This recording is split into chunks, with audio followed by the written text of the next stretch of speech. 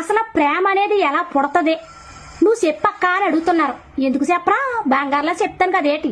ఇసుక ఇసుక ఇసుక ఏదో ఇసుక, గోదావరి ఇసుక.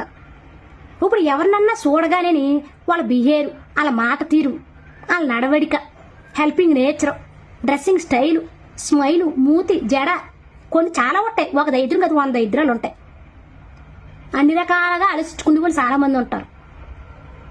అవన్నీ మనకు నచ్చగానే లోపల కొట్టేద్ది గంట, టక టక టక టక టక టక టక మనం కొట్టేద్ది గంట. వాళ్ళు చూడకపోయినా కూడా మనం చూసేలా చేసుకుంటాం. మనకు అవసరం లేకపోయినా వాళ్ళ ఫోటోలు తీసుకుని మనం చూసుకుంటా కూర్చుంటాం.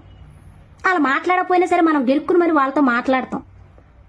వాళ్ళు ఎవరితోటన్నా తిరిగినా ఎవరితోటైనా మాట్లాడినా మనకు లోపల చేపల కూర ఉడుకుపోయినట్టుగాని కొత్త కొత్త కొత్త కొత్త ఉడుకుపోద్ది. నిజంగా ఆ ఇష్టం ఏంటో మరి సడన్ గా పుట్టేద్ది మనకు లోపల నుంచో తిమ్మిరి కరెంట్ షాక్ మనం కొట్టేద్ది అనమాట. వాళ్ళు చూడగానే కొట్టేది, లోపల కొట్టేది కరెంట్ షాక్. కొట్టేసేసి సోత్తే బాగుని సోత్తే బాగుని సోత్తే బాగుని సోత్తే బాగుని అనుకుంటాం.